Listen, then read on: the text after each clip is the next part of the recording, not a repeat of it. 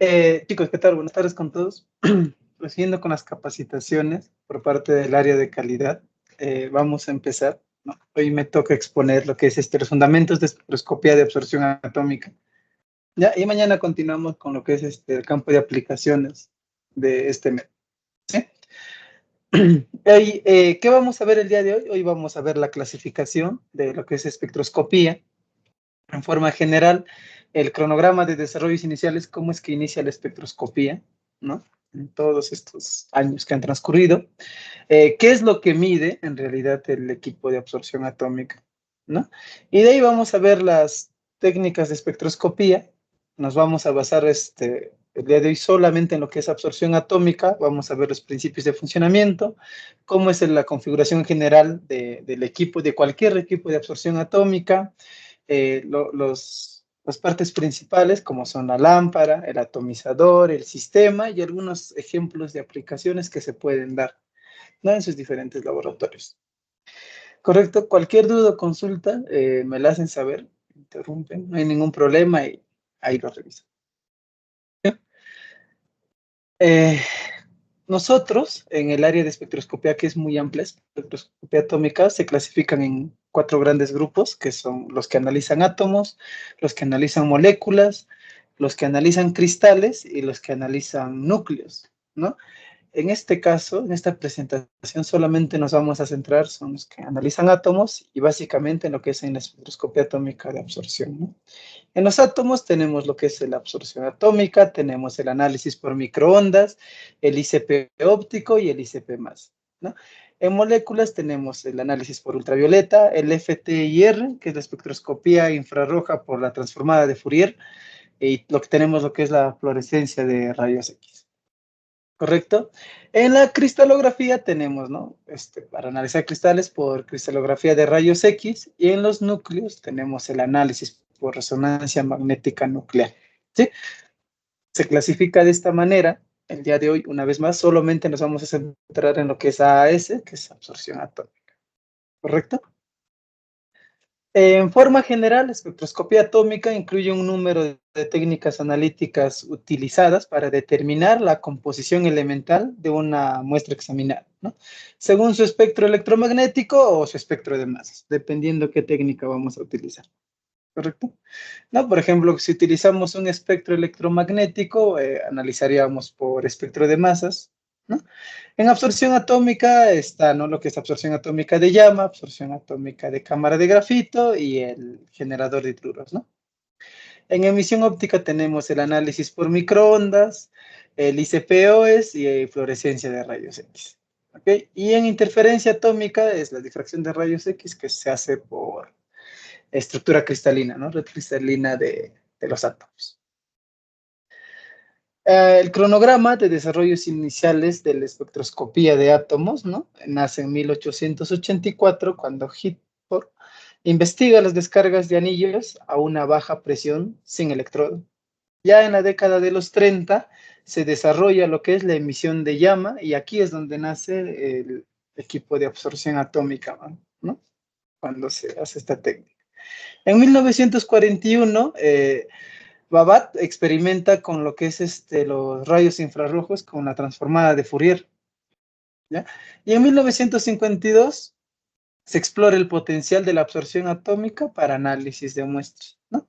En 1961 se desarrolla la primera gran aplicación de ICP para hacer crecer cristales a alta temperatura. Y de ahí viene lo que es el plasma acoplado, ¿no? En 1962 es el año donde se vende un equipo de absorción de manera comercial, ¿no? Es el año de fabricación. En 1964 se utiliza el ICP como una herramienta analítica, ¿no? En 1961, Feisel utiliza el ICP como fuente espectroscópica. Y en 1973, 11 años después del primer equipo de absorción comercial, se crea el primer equipo de ICP óptico comercial en la industria, ¿no? Todo el mundo. En 1975 se aplica un plasma de arco de corriente directa de capilar a un espectro de masas cuadrupolar, ¿no? Ya empiezan los inicios del ICP+. En 1978, Feisel y Gray experimentaron con plasmas de argón acoplados inductivamente al espectrómetro de masas, tal cual se hace el ICP óptico. Y en 1980, Hawke demuestra las posibilidades ofrecidas para el ICP masa y 10 años después de que se crea el primer ICP óptico comercial, se crea el primer ICP masa comercial de la industria. Y es así como ha ido creciendo, ¿no? Lo que es el tema de espectroscopía de átomos. Ahora, nosotros en espectroscopía, ¿qué medimos? ¿No? Se miden dos cosas o hasta tres cosas dependiendo del método que tú vas a analizar. ¿Ya? Nos imaginamos un átomo tiene un núcleo y tiene 4 capas y varios electrones, ¿no? Que según el número de electrones nos define qué analito es el que tenemos, ¿no? Entonces, ¿qué hace? ¿En qué se basa la absorción atómica o la espectroscopía de átomos? Es en la emisión que hace que una fuerza realiza que un electrón salte de capa, mas no se escapa del átomo, ¿correcto? Ese es para espectroscopía de absorción. Para espectroscopía de ICP óptico, que hace emisión, hace que el electrón salte de capa, pero a la vez, una vez que salte, regrese a su misma capa. Y esa energía liberada, que libera, es lo que analiza un equipo ICP. A diferencia de absorción, que solamente mide el salto entre nivel y nivel, ¿no? Ya, y un ICP masa es más destructivo. ¿Por qué? Porque el electrón va a escapar de todo el átomo.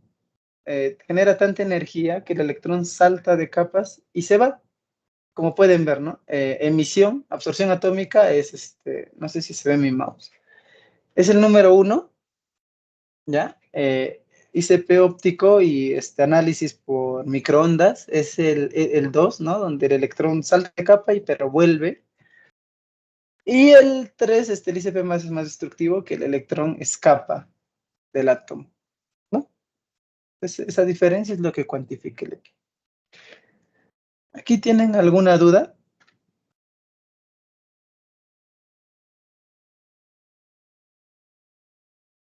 Hola,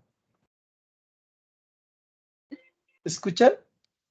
Sí, sí, se te escucha, Joseph. ¿Qué tal? Ninguna duda, ok. Y yo soy buenas. Continuamos. ¿Qué tal? ¿Qué tal, José? Te habla Juan. Buenas tardes. Y Juan Castillo. sí, estas diferencias se dan por las temperaturas, ¿verdad? Correcto, por la energía que se le aplica al electrón. Ok. Uh-huh. Ok, continuamos. Ahora, nos centramos en lo que la exposición de hoy, ¿no? Que es la espectroscopía de absorción atómica.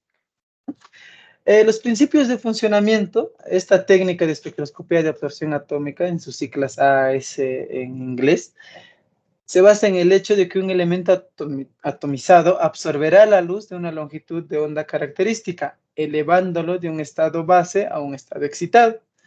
La cantidad de energía lumínica absorbida es proporcional al número de átomos del analito en el paso de luz, ¿no? La técnica se calibra introduciendo concentraciones conocidas de los átomos del analito al paso de luz y representando la absorción frente a la curva de concentración. ¿Sí? Ahorita vamos a hacer un ejemplo bien dinámico para ver cómo funciona este principio de funcionamiento de absorción atómica. ¿Sí? Todo equipo de absorción atómica, independientemente de la marca que posee, va a tener una lámpara. Si bien es cierto, no necesariamente tiene que ser de cátodo hueco. ¿Sí? Va a tener una lámpara de emisión, ¿ya? Va a tener un atomizador. Hay diferentes tipos de atomizadores, que ahora lo vamos a ver. Va a tener un monocromador, ¿sí? Que va a hacer que los fotones se dispersen de manera exacta según cómo se configura el método, y va a tener un detector, ¿sí? Dentro del monocromador se encuentra lo que es los espejos que reflectan la luz para que llegue al detector, ¿sí? Entonces, todo equipo de absorción atómica cuenta con estos cuatro 4 partes, ¿no? La lámpara de cátodo hueco generalmente de todas es externa y se cambia a gusto del método. Un atomizador que también dependiendo de la naturaleza de la muestra que vas a analizar o el tipo de característica de muestra que vas a querer analizar, la redundancia, va a cambiar el atomizador. Tenemos atomizador de cámara, la normal, la de horno de grafito, tenemos la de generador de hidruros, son diferentes tipos de atomizadores, ¿sí? Vamos a tener un monocromador que también cambia, varía bastante de acuerdo a qué aplicación se va a dar. Generalmente nosotros la que utilizamos en todos los equipos de absorción para minerales es de 0.2 micras, todas la tienen, pero también cambia de diferentes, de ahí les traje varios ejemplitos que ahorita vamos a ver cuándo va a cambiar el monocromador. Y el detector sí es único, ¿no? El detector es uno solo, que es, independientemente del equipo, es único. ¿Sí? ¿No? Entonces aquí vemos la lámpara que emite la luz para el elemento del interés, tenemos el atomizador, la lámpara. ¿Por qué las lámparas, por ejemplo, por qué existe lámpara de cobre? ¿Por qué existe lámpara de zinc? ¿Por qué existe lámpara de plomo? ¿Y por qué no solo una lámpara para para todos los analitos, ¿no? Porque la lámpara va a cambiar la distinta concentración de longitud de onda que tiene. Y una longitud de onda no es más que la escala en que el positivo y el negativo de un fotón de luz hace juego, ¿no? Hacia arriba, hacia abajo, hacia arriba, hacia abajo, ¿no? Y cuando ya el cambio es muy brusco, ya cambias de un tipo de luz a otro tipo de luz. Entonces, las lámparas que tenemos simplemente se guían en la longitud del positivo y el negativo que tiene su longitud de onda, para que pueda detectar ese analito. ¿Sí? Vamos a ver parte por parte las cuatro configuraciones general que tiene un equipo de absorción atómica. ¿Sí? La lámpara, cómo se construye una lámpara de cátodo hueco típica, que es la que utilizamos generalmente todos, ¿no?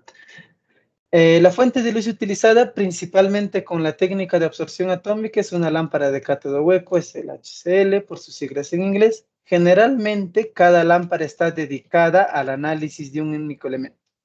Aunque en algunos casos existen lámparas que son multilámparas que puedes analizar hasta 4 análisis.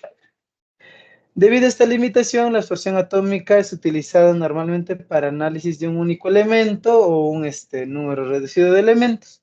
Pero hay equipos que, como todos sabemos, que pueden analizar varios análitos a la vez, ¿no? Según cómo se hace la metodología. ¿Sí? Pero generalmente es de uno en uno, ¿no? Entonces, una lámpara de cátodo hueco siempre va a tener 5 partes, siempre, sea Perkin, sea Agilent, sea analítica llena, cualquier tipo de lámpara hueca va a tener un ánodo, va a tener un cátodo, tiene sus contactos eléctricos, que estos definen qué tipo de lámpara es, tiene la zona de recogida y el recubrimiento de Pyrex. ¿Sí? Son las 5 partes esenciales que tiene una lámpara de cátodo hueco. ¿Correcto? Ahora, ¿de qué depende la longitud de onda? Depende. ¿Qué tanto el cátodo y el ánodo hacen interacción para que pueda definir una longitud de onda conocida? ¿Sí? Solo en eso cambia la lámpara, según los análisis. ¿Alguna duda hasta aquí?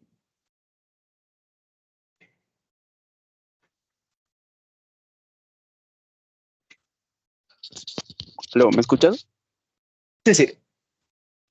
¿Qué tal? Soy Andy de Guarón. Andy, ¿qué tal? Una consulta. Según entendido, según la teoría que estaba leyendo, quisiera saber exactamente el tiempo de vida de las lámparas. Ya. Si bien es cierto, estaba leyendo y un aproximadamente de 5.000 a 6.000 horas creo ya se debería de cambiar o es necesario también aumentar al máximo su energía de la lámpara. Ya, correcto. Y generalmente una lámpara de cátodo hueco siempre te viene con un miliamperaje al cual se debe utilizar, ¿no? Que te dice lo recomendado, pero cuando tú analizas muestras muy pequeñas y muy sensibles, tú puedes en el método cambiar hasta donde te permite la lámpara, que generalmente es a 15 miliamperios, excepto la de hierro que solo te permite hasta 10. ¿Ya? Entonces, mientras más miliamperaje se le configura a la lámpara, su tiempo de vida va a caer más. ¿No? Y eso, ¿dónde lo puedes ver? En la ganancia que tiene la lámpara. Correcto. Y la ganancia no es más que la suma del ánodo, de la energía del ánodo con la energía del cátodo. Cuando la energía del cátodo es mayor a la energía del ánodo, la ganancia sube. ¿Correcto? Entonces, cuando la ganancia, generalmente recomiendan, cuando una ganancia pasa te hablo para Agilent, más del 60% en cualquier analito y más del 70% para hierro, ya debería de cambiarse la lámpara. Que generalmente depende mucho de la concentración que analices el tiempo de uso de la lámpara. Sí, generalmente no se delimita por horas de trabajo, sino por cuánto es absorbido, ¿no? De unas concentraciones. Pero generalmente se lleva un registro de ganancia y mayor al 60% de ganancia, una lámpara ya debería cambiarse. ¿Bien? ¿Correcto? ¿Escucha? Está bien. Sí, ok. Sí. Continuamos. El atomizador. Vamos a ver de forma genérica qué hace un atomizador, ¿no? Independientemente qué tipo de atomizador nosotros utilicemos, ¿no?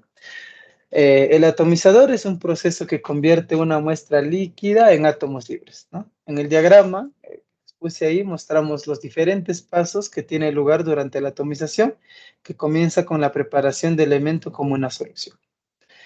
Entonces, ¿qué tenemos? Nosotros tenemos una solución. De la solución pasa a ser aerosol. Después de eso se solidifica.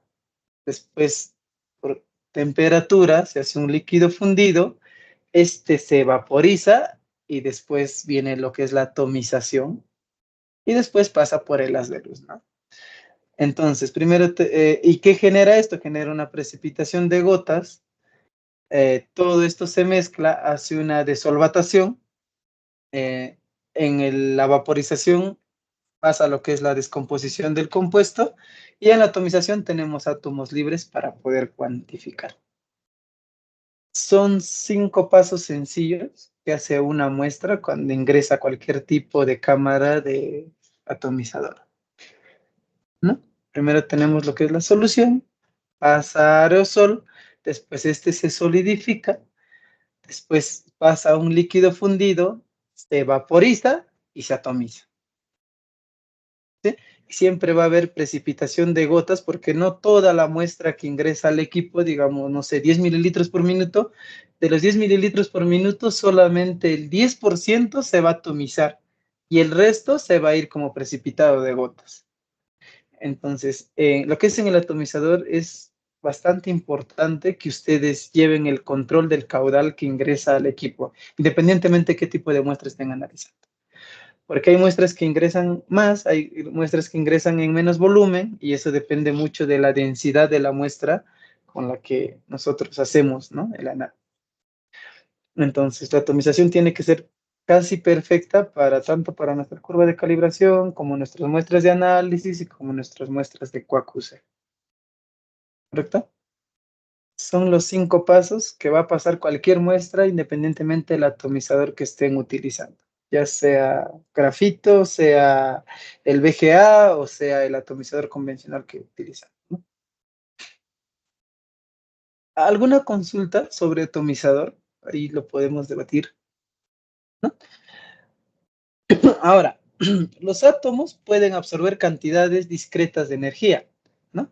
Como son el calor o la luz a longitudes de ondas discretas. Un electrón puede cambiar de nivel de energía, ¿no? Cuando un átomo salta de capa, como les decía en inglés, absorbe energía y después lo que hace es liberar, emitir energía, ¿no? Con su positivo y negativo. ¿Correcto? Entonces, lo que pasa es, la fórmula que pasa en el atomizador es, ¿no? Tienes un mol en estado base, se le aplica energía, pasa a estado excitado, ¿no? Y cuando vuelve a su posición original, porque el electrón no puede quedarse en la capa, en la segunda capa siempre, es químicamente imposible, va a volver a su estado de base. Y ese resto de energía es lo que va a absorber y el equipo va a cuantificar, ¿no? Por ejemplo, un ejemplo bien facilito es, si sale 4 miliamperios de una lámpara de cátodo hueco y al detector llega 3 miliamperios de energía, ese miliamperio de energía que no llegó al detector es por su curva de calibración que ustedes tienen, es lo que por el algoritmo que ustedes le dan al equipo, es lo que les va a cuantificar como cuánto porcentaje de cierto analito tiene. ¿Sí? Es bien, bien sencillo la fórmula.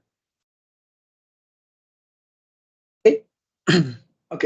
Entonces, ahora, los atomizadores de llama, ¿no? La muestra se prepara como líquido y se nebuliza en la llama. La característica fundamental de esta técnica es la atomización que sucede en la llama, ¿no? Como podemos ver, tenemos un detector, no sé si se ve el mouse, tenemos un detector, perdón, un emisor, ¿no? Tenemos lo que es la llama, atomiza, ¿no? Y según cómo llega al detector y por el algoritmo, que le pusimos una curvita de calibración, ¿no? Les va a dar lo que es el resultado que estamos buscando, ¿no? Entonces, las ventajas de absorción de llama es que posible reducción del tiempo de análisis, el tiempo de análisis es bien rápido, ¿no? Tiene buena precisión, tiene facilidad de uso y el costo es muy bajo. Las limitaciones, la sensibilidad, ¿no?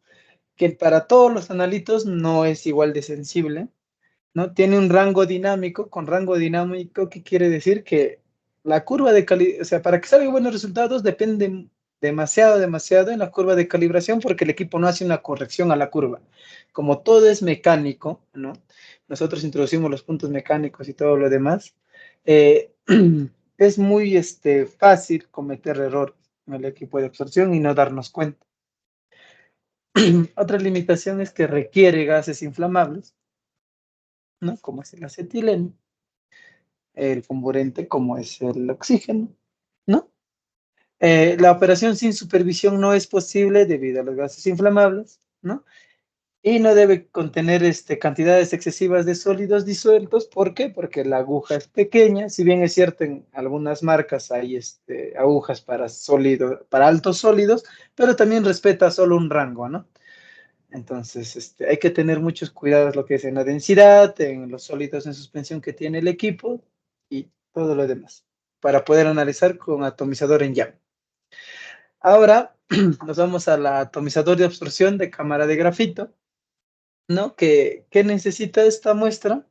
No, la muestra se inyecta en un tubo de grafito y se calienta electrotérmicamente en diferentes etapas para atomizar el analito, ¿no?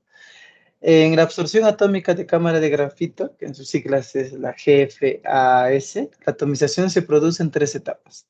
Primero lo que se hace es el secado, después del secado viene la calcinación y después de la calcinación viene la atomización. O sea que en este punto, después del aerosol, viene la solidificación, que es el secado. Después ya no viene el líquido fundido, sino viene la calcinación. Después de la calcinación, se pasa de frente a la atomización, ¿no? No cumple lo que es este cuadro que les mostré el de antes, ¿no? Y el funcionamiento de la cámara de grafito es una técnica complementaria, ¿no? Convencional y aporta algunas ventajas al análisis, ¿no?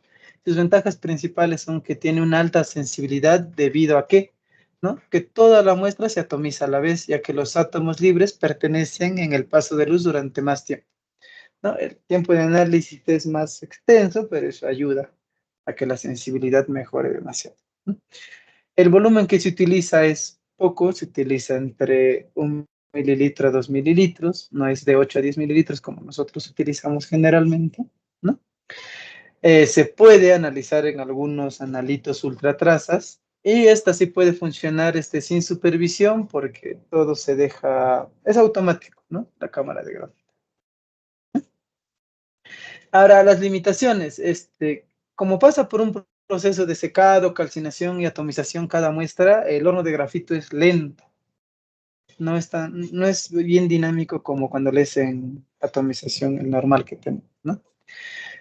Tiene menor precisión, hay más interferencias químicas en comparación a la absorción de llama, ¿no? ¿Por qué? Porque como todo se hace a la vez, las interferencias se suman. El desarrollo del método requiere sí bastante expertise de quien lo va a desarrollar, ¿no?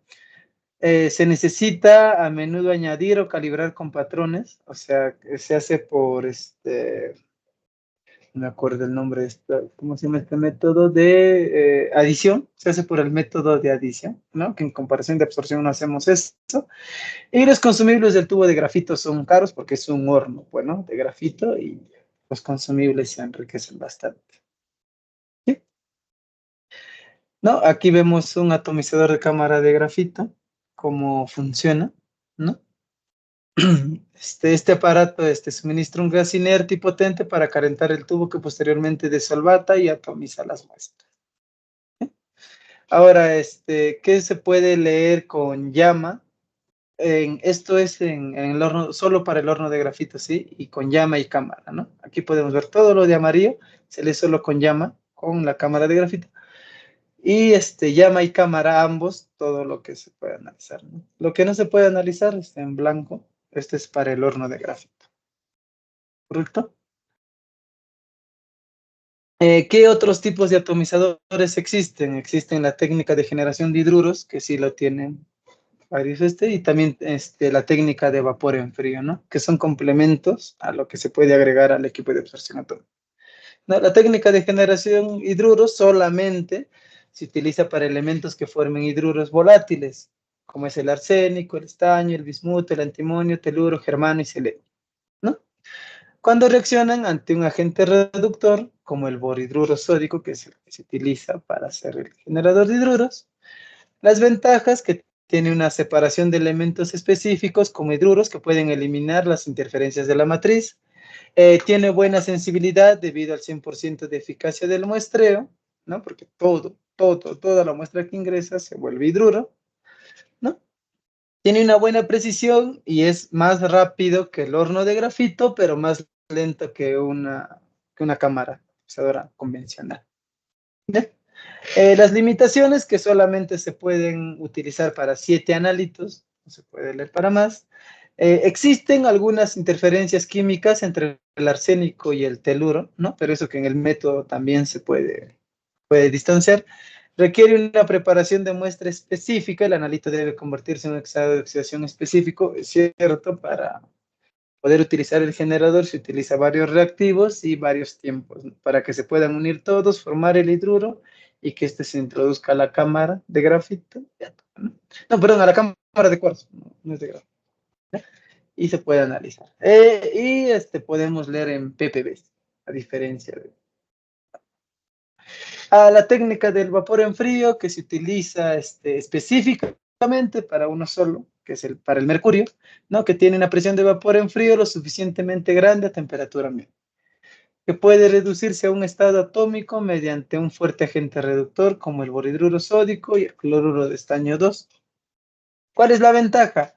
Elimina muchas interferencias de la matriz, la que posee siempre el mercurio, ¿no?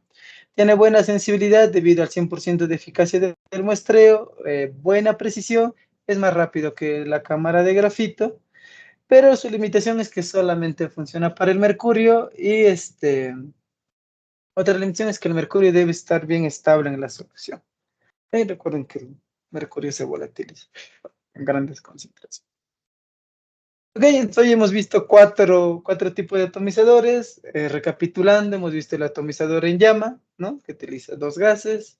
Es fácil el uso, tiene buena precisión, tiene bajo costo. Sus limitaciones es la sensibilidad, el rango dinámico, que requiere gases inflamables, que no se puede operar sin supervisión, pero esta limitación podríamos eliminarla porque ahora ya existen automuestreadores para los equipos de absorción. ¿Correcto? Y lo que sí debe ser, está limitado por los sólidos disueltos que tiene y por la densidad de la misma muestra. ¿Correcto? En el atomizador de grafito no. Sí. Yo ¿Hola? sí, Juan. Dime, Juan. Ahí me gustaría que si podrías ahondar más en temas de tipos de llama, ya que muchos Ok. se confunden y por eso se cometen muchos errores, ya que existe la flama oxidante y la flama reductora, ¿sí? Reductora, correcto. Ok. Cada flama es para ciertos elementos, como cuando se lee arsénico, antimonio, bismuto, y cuando se lee elementos como la plata, el oro, plomo, zinc, plata, hay que tomar en cuenta qué flama aplicamos, porque ahí es donde muchas veces fallamos y no damos con el valor por ese tipo de flama, ¿sí? Y también existe Ok. la flama equilibrada, ¿no? Correcto. ¿Sí? Ok, ya. Para andar en este tema tenemos que hacernos siempre la consulta. Por ejemplo, un ejemplo para empezar a explicar esto es el hierro. El hierro se puede leer en flama reductora y en flama oxidante, pero depende bastante la concentración y qué tan libre esté el hierro, o sea, cuáles son sus contaminantes que lo acompañan, ¿no? Entonces, hay laboratorios que les sale bien cuando solamente lo leen con llama baja, y hay otros laboratorios que dicen, pero no, necesitamos usar el nítrico para tales muestras. Que es válido de acuerdo a cómo se desarrolla el método, ¿ya? Pero aquí sí hay que ahondar bastante y es por eso que es bueno que pregunten para poder disolver todas sus dudas. Para que existe una buena atomización, es lo que nosotros buscamos, una buena atomización, ¿ya? Se tiene que cumplir, como les dije, como nosotros vamos a utilizar el atomizador de llama, es el que utilizamos actualmente, se tiene que cumplir estos 5 pasos esenciales, ¿no? La solución, en primer lugar, tiene que cumplir con las especificaciones de cada tipo de aguja que ustedes utilizan, porque es por donde pasa la muestra, ¿no? Tiene que estar limitado por los sólidos de suspensión que tiene, número 1, por la densidad de muestra que ustedes van a utilizar, ¿sí? Y 3 es la temperatura de la muestra a la que ustedes van a utilizar. Si bien es cierto, en soluciones ácidas, no, la temperatura de la muestra mucho no entra a tallar o no los va a impactar demasiado en el método, pero lo que es en soluciones cianuradas, sí, ¿no? Y hemos tenido algunos inconvenientes en ese tipo de análisis. ¿Ok? Viendo la solución, temperatura, sólidos de suspensión y densidad. ¿Ok? Ahora, para formar el aerosol, lo que tiene que estar bien y bien puesto, y si hay que cambiarlo, si es necesario cambiarlo, tienen que hacerlo, es en la cámara de aerosol. ¿Por qué? Porque en la cámara de aerosol es donde está puesto la aguja y los reflectores que ustedes utilizan. ¿Correcto? ¿Por qué? Porque hay agujas que se hunden mucho, hay agujas que están un poco robadas del resorte, que el venturi no está bien, que la bola de impacto no está bien. Es ahí donde empezamos a fallar, ¿sí? Aseguramos esas 2 posiciones del equipo, de ahí nos vamos, lo que es sólido, líquido y vaporización se hace en uno solo, y se hace según qué, según el tipo de llama que ustedes van a utilizar. Correcto. Entonces, el tipo de llama que ustedes utilizan es muy importante, pero viene acompañadito de la concentración que ustedes tienen. Como les decía, el hierro se puede leer en llama reductora y en llama oxidante. Correcto. Pero depende mucho de la concentración y en qué matriz ha sido liberada. Por ejemplo, voy a leer hierro, no sé, con digestión 2 ácidos.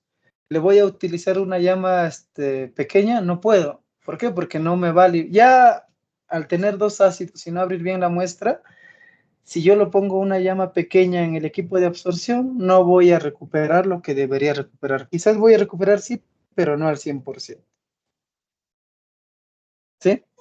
Ahora, ¿dónde te especifica todo qué tipo de llama utilizar y según qué longitud de onda utilizar? También está delimitada por la longitud de onda que ustedes van a utilizar, es en el recetario de cada equipo, porque todos los equipos no funcionan igual. Si tú en Island lees, no sé, con 13.5 de acetileno no, perdón, 13.5 de oxígeno y 2.3 de acetileno, lo mismo no te va a funcionar para el PERC.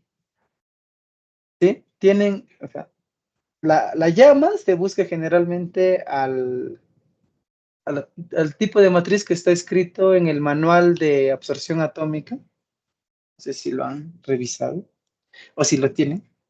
Juan, ustedes sí lo han revisado, ¿no? No, Sí, correcto. Entonces, como les digo, ¿no? Lo que nosotros tenemos que saber para hacer un método, tener en cuenta el tipo de llama, pero los tipos de llama funcionan, o sea, están bien delimitados. No les podemos decir, a ver, fierro de 20 ppm, llama alta. No siempre les va a funcionar. Si es libre, con llama baja es suficiente, pero sí tiene que estar bien, bien desarrollado el método y bien sustentado. Sí, porque a veces hay controversias ahí, ¿no? Dicen, ya hierro siempre con nitroso, sí o sí, y no siempre es así. sí, es ¿Correcto? válido lo que mencionas, es válido lo que mencionas, Joseph.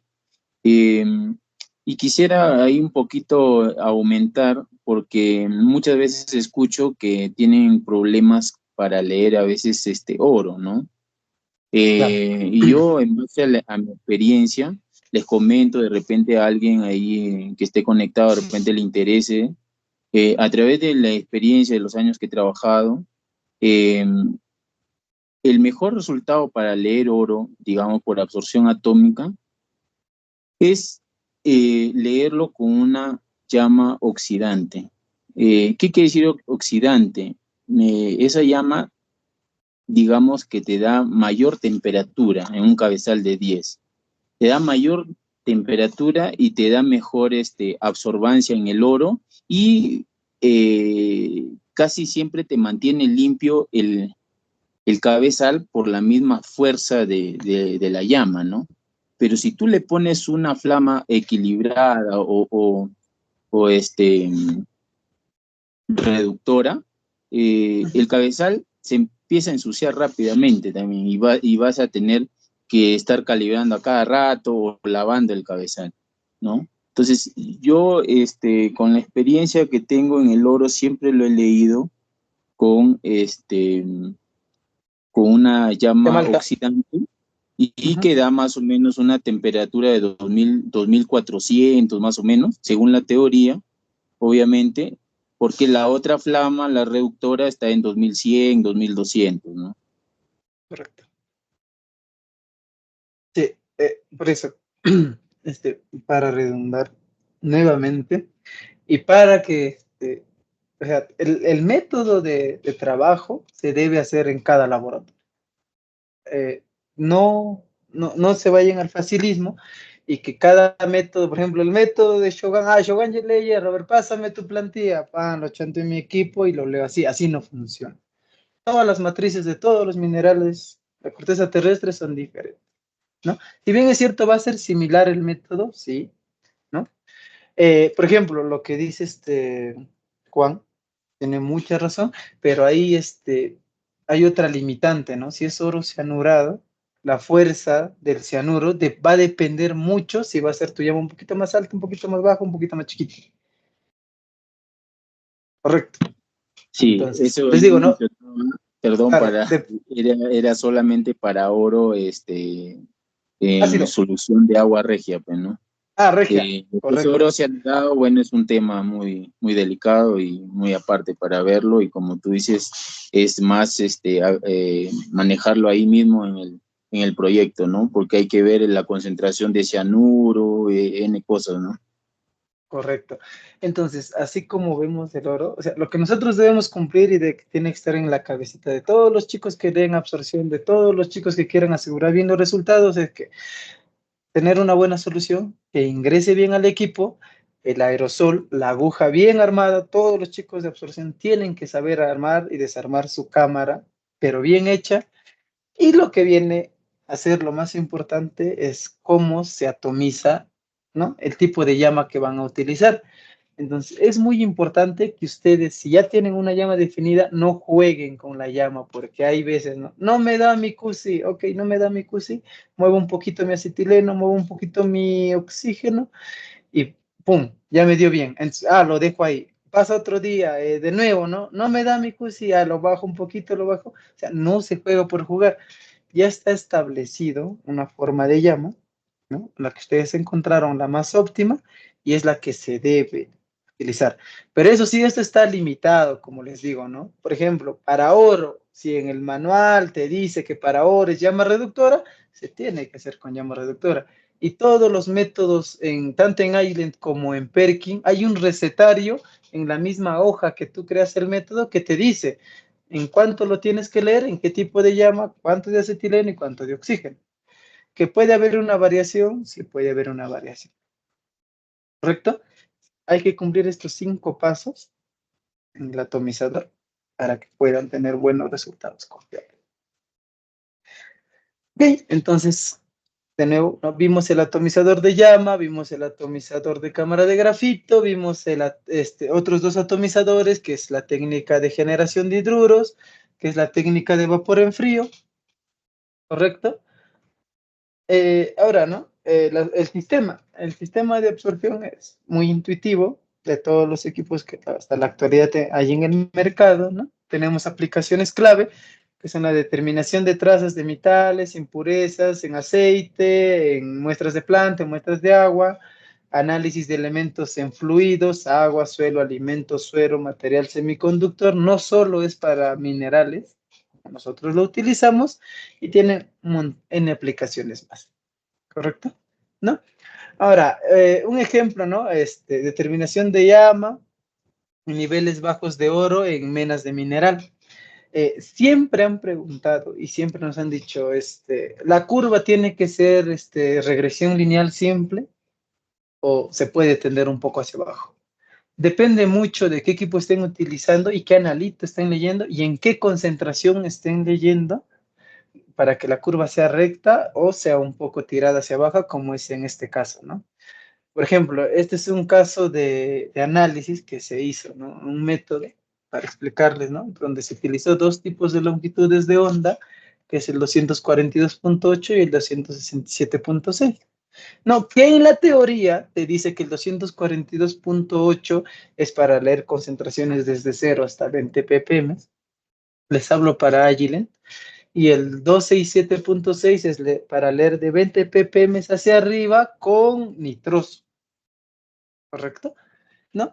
Para una concentración característica de 0.07 ppm o 0.14 ppm, ¿no? Y el límite de detección 0.054 y 0.098. ¿Qué se encontró en estas concentraciones, no? Que cuando tú lo lees con una lámpara de cátodo hueco, la curva tiende a tenderse hacia abajo. Y ustedes saben que cuando una curva tiende a tenderse hacia abajo, los resultados son muy variables. La precisión ya no es buena, ¿no?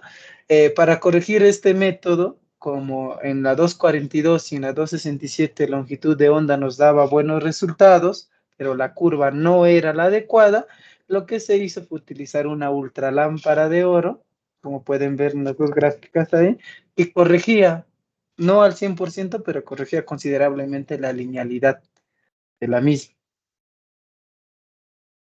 ¿Correcto?